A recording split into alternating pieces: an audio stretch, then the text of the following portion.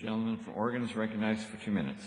Thank you, gentlemen. You know, we've all heard about American exceptionalism, and tonight we see here a great new example for the 21st century Republican majority version of American exceptionalism. A country that used to be the envy of the world with its infrastructure has now become a laughingstock of the industrial world because it's falling apart.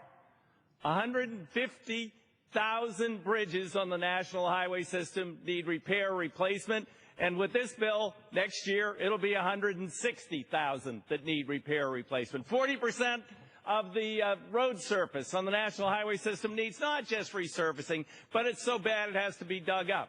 Next year, there'll be more miles that are deficient. And our transit, $80 billion backlog just to bring our existing transit systems up to a state of good repair. It's so bad that we are killing people unnecessarily here in the nation's capital on the mass transit system. And what does the Republican budget do? It cuts the allocation to the metro system here in D.C. So the greatest country on earth, it'll be dangerous to ride on the metro system because we can't afford to fix it. They failed to distinguish between investment in moving our people and our goods more efficiently, and spending. They rail about spending, but they cut indiscriminately.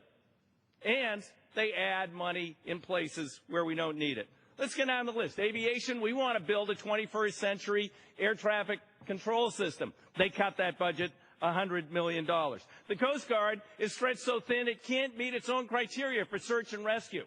But yet, they are $17 million below what the president proposed, and there's no money in here for a new Coast Guard icebreaker. We're a great maritime nation. We're down to one 50-year-old decrepit icebreaker. That's not going to serve our country too well. And then Amtrak. They cut Amtrak by $251 million in its capital accounts. Amtrak has a Gentleman's time has 30 expired. additional. Gentlemen, I yield 30 additional seconds. Has additional 30 seconds.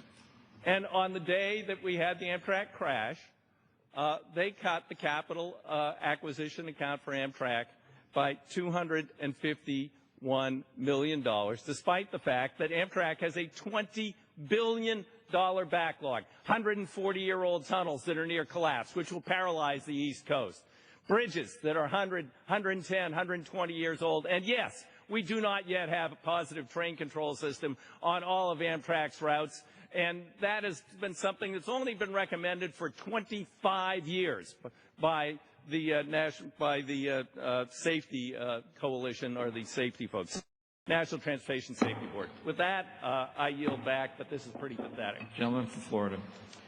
Thank you, Mr. Chairman. I would now like to recognize for 2 minutes the gentleman from North Carolina.